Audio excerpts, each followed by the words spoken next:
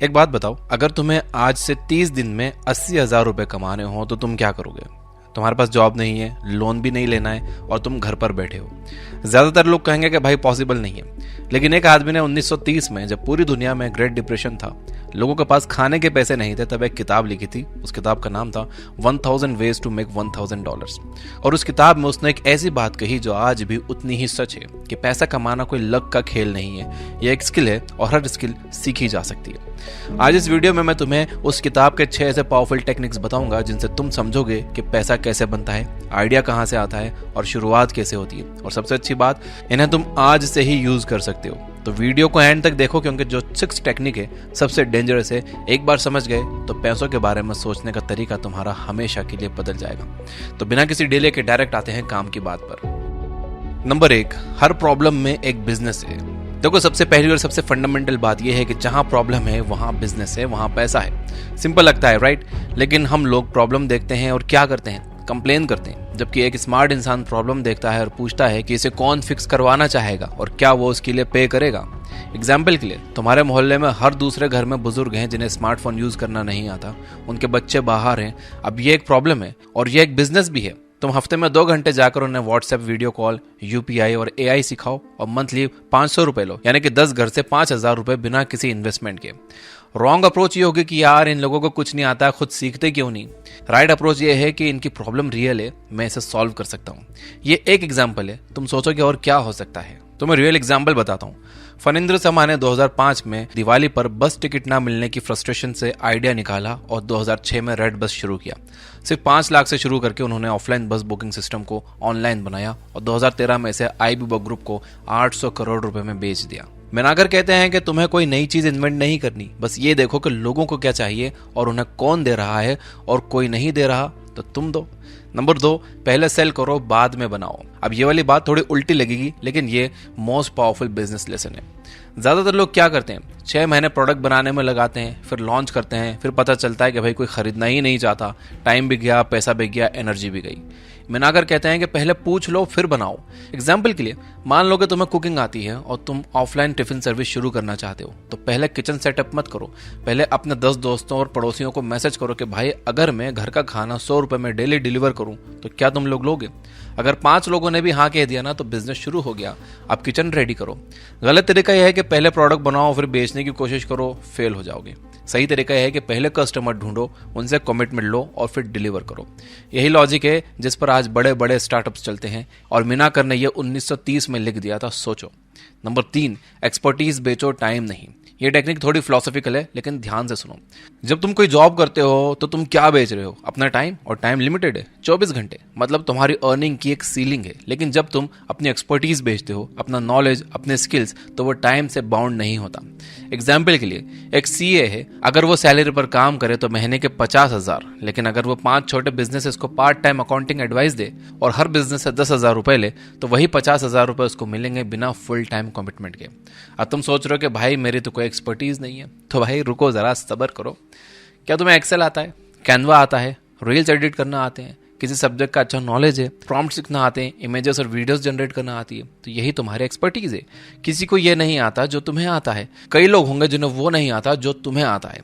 मिनाकर एक बात कहते हैं जो मुझे बहुत पसंद है, तुम जो जानते हो वो किसी और के लिए बहुत वैल्यूबल है, उसे बस पैकेज करके बेचना सीखो। नंबर 4, रिपीट बिजनेस का जादू। अब जो अगली टेक्निक है सबसे अंडररेटेड है, ज्यादातर लोग इसे इग्नोर कर देते हैं और यही उनकी सबसे बड़ी गलती है। मिनाकर कहते हैं, एक नया कस्टमर ढूंढने में जितनी एनर्जी लगती है उससे 5 गुना कम एनर्जी में तुम एक पुराने कस्टमर को दोबारा बेच सकते हो। मतलब जो पहले से तुमसे खरीद चुका है वो सबसे आसान अगला कस्टमर है। एग्जाम्पल के लिए, मान लो कि तुमने किसी के घर की पेंटिंग की, जॉब डन, पैसे लिए, चले गए। ये गलत है। स्मार्ट इंसान क्या करता है, 6 महीने बाद फिर से कॉल करता है कि भाई मॉनसून के बाद वॉल्स पर डैम्प आ जाता है, एक बार चेक कराओगे क्या? यह है रिपीट बिजनेस। एक बार्बर का एग्जांपल लो, अगर उसके 50 रेगुलर कस्टमर्स हैं जो हर महीने आते हैं, उसे रोज नए कस्टमर्स नहीं ढूंढने पड़ते, उसकी इनकम स्टेबल है। हर महीने नए कस्टमर्स ढूंढना और पुरानों को भूल जाना, यह गलत अप्रोच है। सही अप्रोच यह है कि पुराने कस्टमर्स को इतनी अच्छी सर्विस दो कि वो खुद वापस आएं और दूसरों को भी भेजें। यह प्रिंसिपल है रिटेंशन ओवर एक्विजिशन, और ये आज भी हर बड़े बिजनेस की बैकबोन है। नंबर 5, छोटी शुरुआत करो, बड़ा सोचो। लोगों की सबसे बड़ी प्रॉब्लम यह है कि वो या तो बहुत बड़ा सोचते हैं और शुरू ही नहीं करते, या फिर इतना छोटा सोचते हैं कि कभी ग्रो ही नहीं होते। मिनाकर का फॉर्मूला है, शुरू छोटे से करो लेकिन प्लान बड़े का रखो।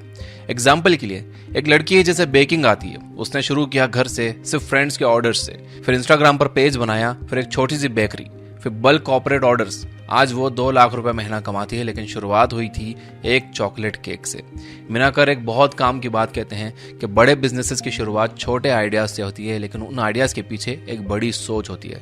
अगर तुम शुरू से ही पूरा सेटअप, ऑफिस, स्टाफ, इन्वेस्टमेंट ये सब सोचने लगोगे तो शुरू ही नहीं करोगे। पहला स्टेप लो, बाकी रास्ता खुद दिखता है।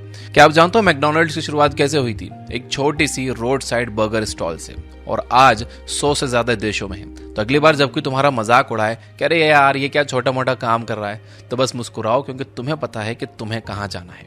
नंबर 6, वैल्यू क्रिएट करो, प्राइज मांगने की जरूरत नहीं पड़ेगी। ये आखिरी टेक्निक है और ये सबसे पावरफुल है, इसे ध्यान से सुनना। पैसे के पीछे भागने वाले लोग अक्सर पैसे से दूर रहते हैं, और जो लोग वैल्यू क्रिएट करने पर फोकस करते हैं, पैसा उनके पीछे आता है। ये फिलॉसफी लगती है, लेकिन इसका प्रैक्टिकल मीनिंग बहुत डीप है। मिनाकर कहते हैं, लोग पैसा उसे देते हैं जो उनकी जिंदगी आसान, बेहतर या ज्यादा कंफर्टेबल बनाता है। मतलब तुम्हारा काम ये नहीं है कि तुम लोगों से पैसे कैसे लो, तुम्हारा काम है कि उनकी लाइफ में इतनी वैल्यू ऐड करो कि वो खुद तुम्हें पैसा देना चाहें। एग्जाम्पल के लिए, एक फ्रीलांसर वीडियो एडिटर, उसके 2 टाइप्स हैं। पहला, वो बस वही करता है जो क्लाइंट बोलता है, एडिट करो, डिलीवर करो, डन। दूसरा, जो एडिट करने के साथ साथ ये भी बताता है कि भाई इस वीडियो की थंबनेल ये होनी चाहिए और ये रील 15 सेकंड के बजाय 30 सेकंड में ज्यादा परफॉर्म करेगी। अब बताओ कौन ज्यादा अर्न करेगा?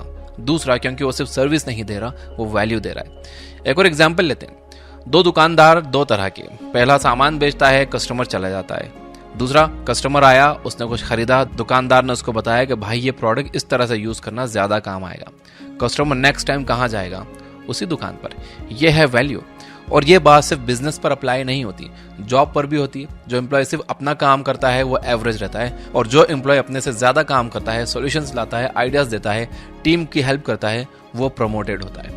मिनाकर का कोर मैसेज यही था कि दुनिया में $1000 कमाने के 1000 तरीके हैं, लेकिन इन सब तरीकों का एक कॉमन फाउंडेशन है। किसी की प्रॉब्लम को सॉल्व करो, उन्हें जेन्युइन वैल्यू दो और कंसिस्टेंटली करते रहो। यहाँ तक देख रहे हो तो भाई वीडियो को लाइक जरूर कर देना। आपके लाइक करने में कुछ नहीं जा रहा, लेकिन आपके लाइक करने से ये वीडियो ज्यादा लोगों के पास पहुंचेगी। तो चलो मैं इसे समराइज कर देता हूँ। नंबर 1 था, प्रॉब्लम में बिजनेस देखो, जहां दर्द है वहां पैसा है। नंबर 2, पहले बेचो बाद में बनाओ, आइडिया वैलिडेट करो शुरू से। नंबर 3, टाइम नहीं एक्सपर्टीज बेचो, तुम्हारा नॉलेज किसी की जरूरत है। नंबर 4, रिपीट बिजनेस लाओ, पुराने कस्टमर सबसे ज्यादा वैल्यूएबल है। नंबर 5, छोटे से शुरू करो लेकिन बड़े का प्लान रखो। और नंबर 6, वैल्यू क्रिएट करो, पैसा ऑटोमेटिकली फॉलो करता है। अब एक आखिरी बात सुन लो। FC मिनाकर ने यह किताब उस वक्त लिखी थी जब दुनिया की इकोनॉमी तबाह थी। लोग कह रहे थे कि कुछ नहीं हो सकता, और उन्होंने कहा कि भाई 1000 तरीके हैं। तुम्हारे सामने भी आज शायद चैलेंजेस हैं, जॉब नहीं है, इनकम कम है, डायरेक्शन नहीं दिख रही, वॉर्स चल रहे हैं, लेकिन याद रखो, पैसे की कमी असल में आइडियाज की कमी नहीं है, यह एक्शन की कमी है। तुम्हारे पास अब 6 आइडियाज हैं, एक लो, आज शुरू करो। परफेक्ट टाइम का वेट मत करो, क्योंकि वो टाइम कभी नहीं आता। अगर ये वीडियो तुम्हारे किसी काम आई तो भाई लाइक करो, शेयर करो किसी दोस्त के साथ जिसे इसकी जरूरत हो, और यह बुक को सब्सक्राइब करो। घंटी नहीं दबाई हो तो दबा दो, क्योंकि हर हफ्ते हम एक ऐसी किताब को तोड़कर उसकी असली समरी तुम तक पहुंचाते हैं। ये बुक ऐप डाउनलोड कर लो, जहां पर आप 400 से ज्यादा फ्री बुक समरी सुन सकते हो बिना किसी ऐड के, हिंदी में। मिलते हैं अगली वीडियो में। Finally, you guys are amazing. Keep reading, keep learning, keep growing. Thank you for watching.